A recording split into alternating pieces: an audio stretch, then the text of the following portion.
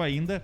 Até o Oba-Oba ali da Zona Sul de Porto Alegre vem de oscilação, vem de momentos ruins. Então é o seguinte, tá aberto. É campeonato de pontos perdidos. Agora na reta final, que agora que os jogos têm uma carga de tensão maior, né? Uma carga emocional maior, agora tu vai ver quem vai e quem não vai pra esse título. É isso aí, agora 8h42, tá na linha com a gente, vice-presidente do Grêmio, senhor Paulo Luz. Boa noite, senhor Paulo.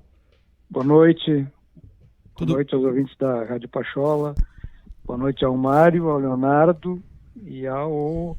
Giovanni. Tudo bem, doutor Paulo? Tudo bem, doutor Paulo? Tudo bem? Feliz 2021 aí pro senhor e pra família. Muito obrigado igualmente para vocês. Eu vou, se me permitam, vou puxar essa pergunta. Na verdade, essa pergunta, cara, ela até já foi feita na coletiva, mas eu vou puxar de novo. Senhor Paulo, o Brasileirão ainda dá? No fundo do seu coração, ainda dá pra buscar esse Brasileirão, senhor Paulo? Nós temos 9 jogos pela frente ainda, né? Isso. Então é que eu disse lá na coletiva, cada jogo será uma disputa, um mata-mata, né? E nós continuamos vivos. E vamos fazer o nosso melhor para fazer um grande jogo com o Atlético, que nós teremos que ir superando passo a passo, né? E vocês vejam só que, mesmo nós não fazendo uma grande partida, especialmente no primeiro tempo, nós arrancamos um empate com o Palmeiras, que é um finalista da Copa Libertadores da América, e que até onde eu vi, até há pouco, estava ganhando 3-0 do Corinthians, né? Que vinha em plena recuperação. Então vocês vejam que o Grêmio é uma equipe, né? Com uma capacidade de performar, de reação, também muito grande, né? E esperamos fazer um grande jogo, e se nós obtivermos a vitória do Atlético, nós vamos novamente voltar possivelmente para o G4, né? O Flamengo acabou de fazer um gol agora contra o Goiás, né? Mas nós voltamos novamente, nós temos por enquanto um jogo a menos aí da maioria, e aí vamos domingo, né?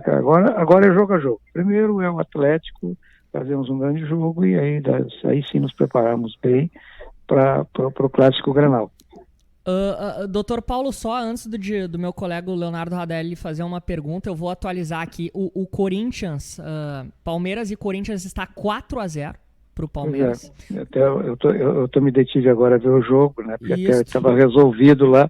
Eu digo, vou ver Flamengo e Goiás. Aí, quando vocês estavam me ligando, saiu o gol do Flamengo. Né? Exatamente, gol do Arrascaeta, Flamengo 1-0, e o Flamengo já tinha tido gol anulado. Leonardo, por gentileza. Primeiro agradecer, né, que o Dr. Paulo Luz aceitou o nosso convite, muito bom ter ele aqui no programa. Dr. Paulo Luz, tu falou na coletiva de sexta-feira lá em São Paulo da mobilização, né, desses 3 jogos em Porto Alegre. O Grêmio pega o Atlético Mineiro, vai pegar o Inter no Beira-Rio no fim de semana e depois pega o Flamengo. Tu acha que esses 3 jogos são os pilares fundamentais para o Grêmio ressurgir nessa busca do tricampeonato brasileiro? Olha, são 3 jogos realmente estratégicos, fundamentais, né? Mas o campeonato é tão duro, vocês vejam que os resultados se alternam muito, né? E nós teremos ainda muitas surpresas pela frente, né? Então esses jogos serão importantes, mas nós depois dos 3 jogos ainda teremos mais 6 jogos, né? Então o que nós temos que fazer é enfrentar jogo a jogo, dar o nosso melhor, trabalharmos muito por vitórias, né? Porque vocês vejam assim, 2 vitórias, que são 6 pontos, né? Já nos levam para um patamar bem elevado, dependendo de como vai se comportar os resultados de quem está mais na ponta, né? Porque pode esses jogos também, daqui a pouco terem um empate, né? Como nós temos um jogo a menos, se nós fomos felizes em ganharmos do Atlético na quarta-feira, né, nós estaremos realmente com a possibilidade de mais uma vitória e estarmos próximo da ponta. É verdade. Doutor Paulo, uma questão assim, até saindo um pouco da questão do Campeonato Brasileiro e indo para uma questão que hoje foi muito falada nas redes sociais, e eu queria gentilmente saber a sua opinião. Uma declaração ontem do técnico Abel Braga, após a vitória do Inter lá contra o Fortaleza, de que no Inter não teria garotos marrentos. Parte da torcida gremista, doutor Paulo, interpretou essa frase do técnico Abel Braga como uma provocação aos guris do Grêmio. Como é que o Grêmio recebe esse tipo de declaração em plena semana Grenal? O Grêmio tem essa ideia da torcida, parecida com a da torcida, ou não? Como é que isso chegou na alta cúpula do Grêmio? Olha, eu vi a declaração do Abel ontem, né? Mas eu tive hoje um dia muito assoberbado, inclusive agora à tarde tive o tempo todo no CT, até que no início da tarde foi feito novamente o PCR, né? Sim. E depois nós fizemos treino, depois às 5 horas tive reunião do Conselho de Administração, mas nós não chegamos a falar nem avaliar isso, né? Uhum. É uma declaração do Abel, claro que ele está procurando mobilizar o grupo dele, está procurando criar um ambiente, né? Um ambiente favorável ao Esporte Clube Internacional, porque realmente eles vêm desse número aí de 11 grenais sem vitórias, né?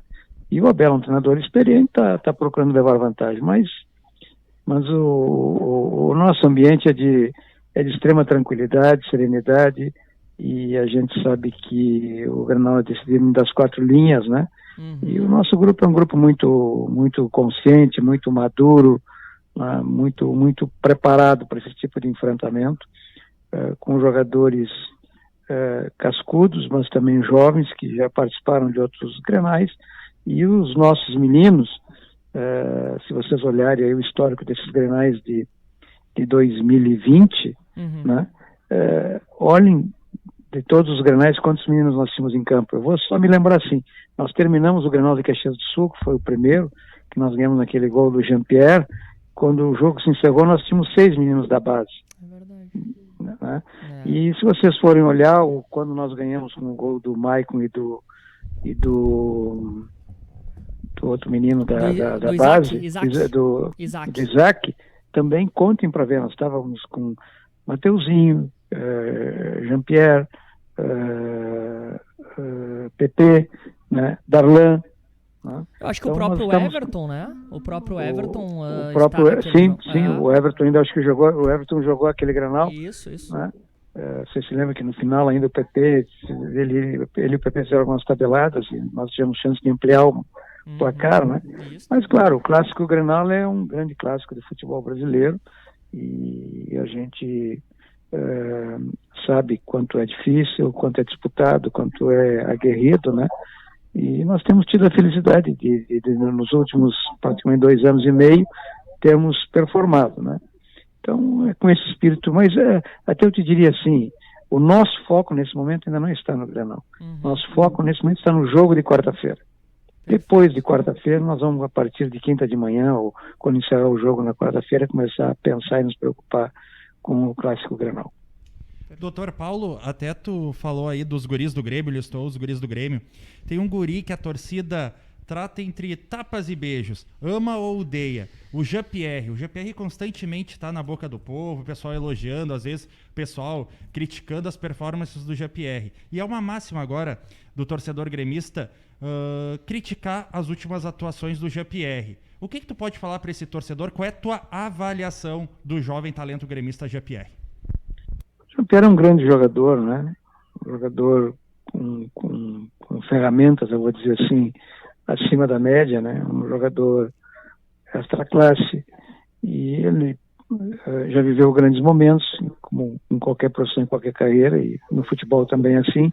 Ele vai, até pelas lesões que ele teve, pelas dificuldades que ele enfrentou, ele quando estava chegando no apogeu da forma dele, ele teve uma reincidência, ele teve uma nova lesão, cujo processo de recuperação, de condicionamento físico, eu acredito que ele está readquirindo. Então, a gente compreende, o torcedor é um apaixonado, né, e olha sempre essas coisas, às vezes com muita passividade, mas ele é um atleta importantíssimo e a expectativa que nós temos é que ele volte a readquirir a forma e dar continuidade, desenvoltura ao grande futebol que ele sabe jogar, que ele já jogou e que já nos deu demonstrações não só para o do Grêmio, mas em nível nacional, né? E que ele retome seu futebol a partir da próxima quarta-feira. Essa é a nossa expectativa, porque ele é um atleta realmente diferenciado. Perfeito. Doutor Paulo, o senhor se referiu na coletiva após o empate com o Palmeiras que o Grêmio estaria mantendo conversações aí pelo PP, né? Mas nada ainda indefinido, né? Nada definido. A informação nas últimas horas aí que vem principalmente dos colegas portugueses, os jornais, principalmente o jornal A Bola de Portugal, é que o Porto vai pagar algo em torno de 15 milhões de euros para ter o jogador no mês de julho. Queria saber do senhor se de fato isso faz algum sentido e se a gente tem novidades aí nessa segunda-feira sobre essas conversas pelo PP. Especulação desses valores, nós não temos nada definido, porque essas coisas, quem é que está fazendo a pergunta, por favor? O Giovanni. Isso. Eu estou desde 7 de fevereiro no futebol, então dia 7 de fevereiro agora vai fazer um ano. Né? Sim. Eu participei de algumas negociações, mas de duas vendas assim significativas, tá? Duas transações. Sim. Uma foi do Diego Rosa, né, sem esse alarde todo, né, mas também de certa forma bem comentado, e a outra foi do Everton, que eu devo naquele período, que durou uns 45, 60 dias, eu devo ter recebido mais de 200 ligações dos jornalistas portugueses. Sim. E sempre os atendi da melhor forma possível. Sim. Mas ele é a forma da imprensa portuguesa de pressionar ou de tentar buscar e de tentar antecipar. Sim. Então, o que existe nesse momento é aquilo que eu digo, são sondagens, são especulações, mas nós acabamos a reunião do CE agora, eu já sabia disso, mas foi de certa forma comentado para todos os membros do CE. Nós não temos absolutamente nenhuma proposta formal do Porto, que é o que interessa. O resto é conversa. Perfeito. É a mesma posição da sexta-feira, bem dizer, da sua posição no coletivo. Sim. Exatamente. Me permitem... E com a experiência que eu tenho, eu digo isso porque no processo do Cebolinha do Everton foi idêntico. Me permite vou pegar uma pergunta da audiência do Rafael Gomes. Valeu, Rafa, obrigado pela pergunta. Ele faz o seguinte questionamento, Sr. Paulo. Abre aspas, né, para a pergunta dele. Algum dia o Grêmio poderá ter a condição financeira do Flamengo, por exemplo? Ou são realidades diferentes e praticamente imutáveis? Se for possível, como? Olha, importante, muito boa a pergunta dele. E eu vou responder, vou contextualizar. Tá? O Flamengo, primeiro, está no centro do país, hoje no Rio de Janeiro. Né? Uma capital, que já foi capital federal, que tem cerca próximo acredito eu, em torno de 12 a 13 milhões de habitantes, cidade do Rio de Janeiro. A mesma população praticamente do estado do Rio Grande do Sul. Nós, gremistas, temos a condição, a convicção, eu diria, que nós devemos ter de 9 a 10 milhões de torcedores espalhados pelo Brasil e pelo mundo. Perfeito? O Flamengo fala em 40 a 50 milhões.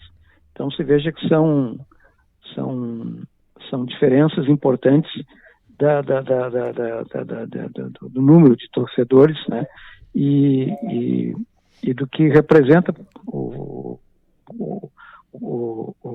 essas duas instituições no futebol brasileiro. Sim. Agora, tem uma coisa impressionante, e que nós vamos trabalhar na área de marketing, na área institucional, na área de inovação, né? Porque é um grande terreno, a oportunidade que eu estou tendo agora de viajar pelo país todo, a torcida do Grêmio, ela está sedimentada, eu diria assim, e tem uma multiplicação enraizada por todo o país. Aonde nós vamos, agora mesmo nós estivemos em Fortaleza e a gente viu muitos gremistas na beira da praia lá desfilando, claro que pode ser turistas também. Sim. Mas só pra você ter ideia, lá na beira-mar, lá perto do hotel nós tivemos, há um restaurante em que, agora não na pandemia, mas em todos os jogos do Grêmio, na beira da praia, reúne de 400 a 500 pessoas por jogo em Fortaleza.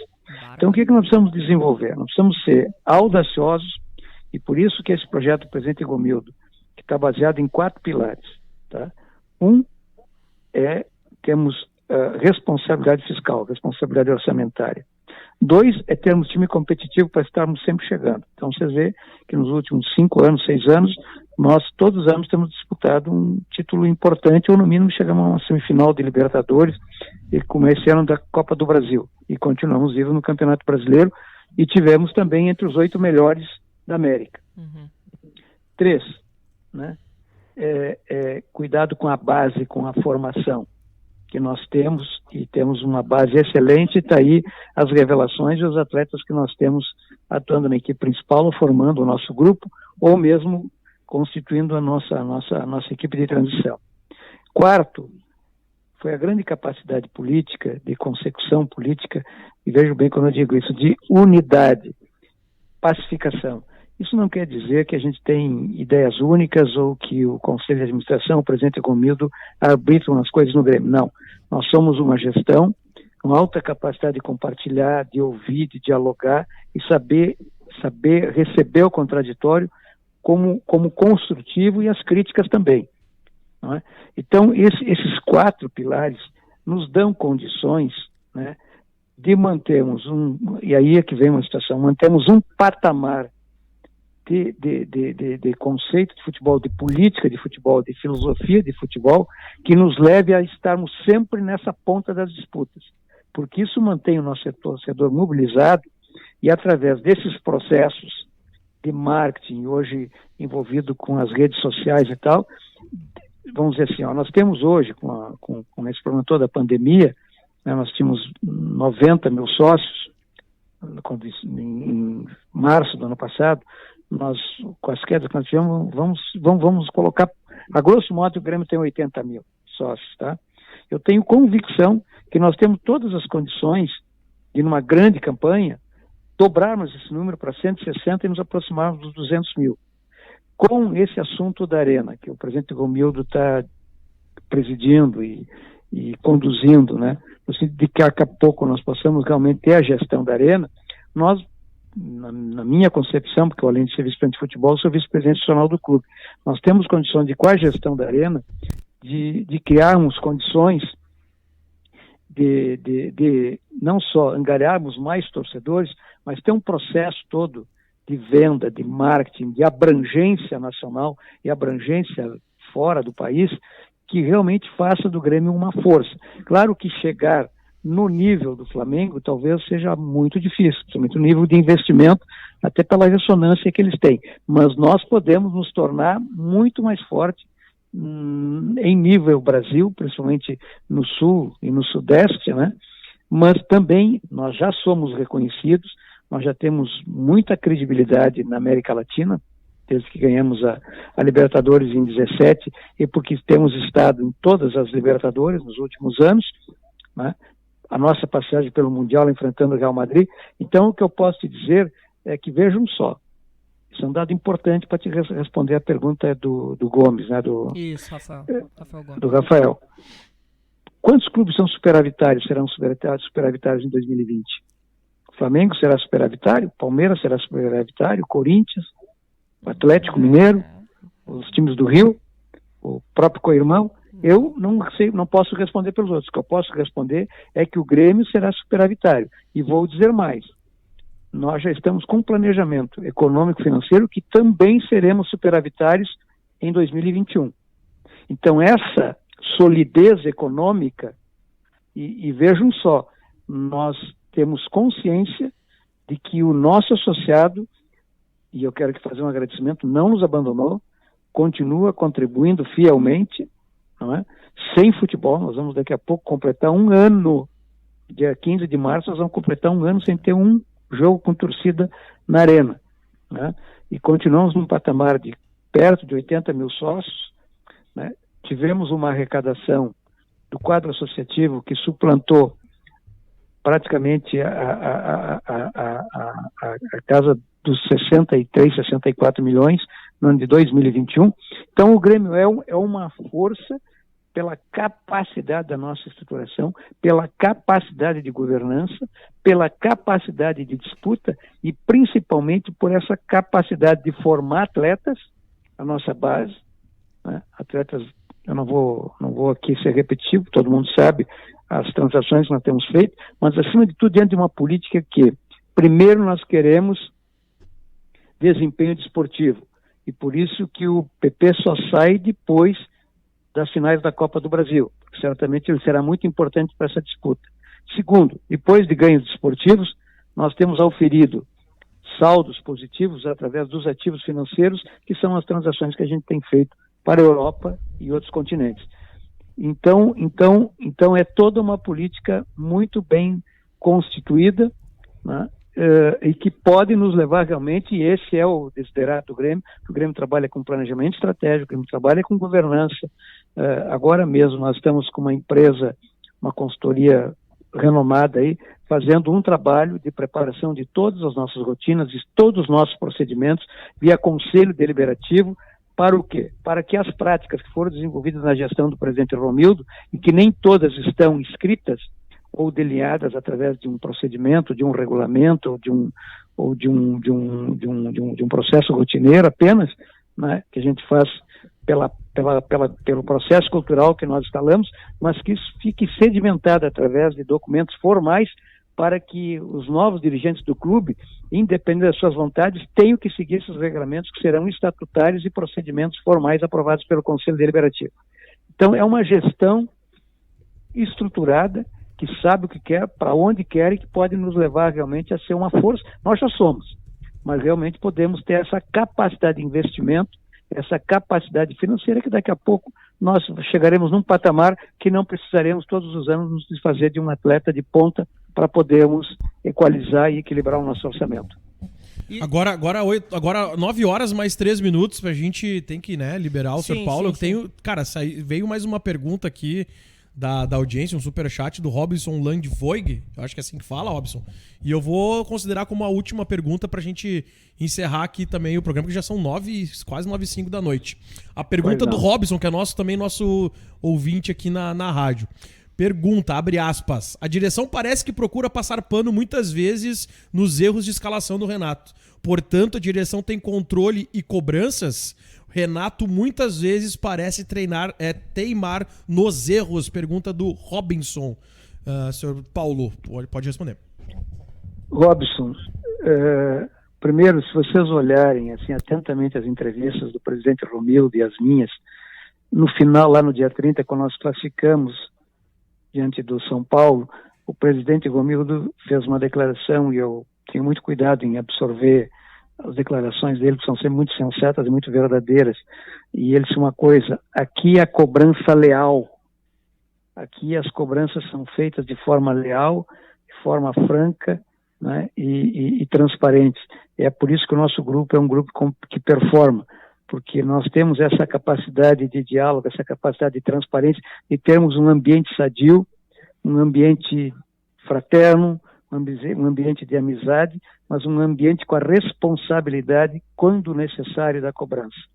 Quanto às escalações do Renato, eu observo desde que ele chegou em Porto Alegre, mas principalmente nessa última passagem, e agora na condição de vice-presidente, a gente sempre tem que levar em consideração. O Renato jogou 20 anos. Foi 20 anos um dos jogadores mais vitoriosos do Brasil, nível Brasil, mas especialmente no Grêmio. E ele já tem 20 anos de profissão. Então, ele sabe o que faz.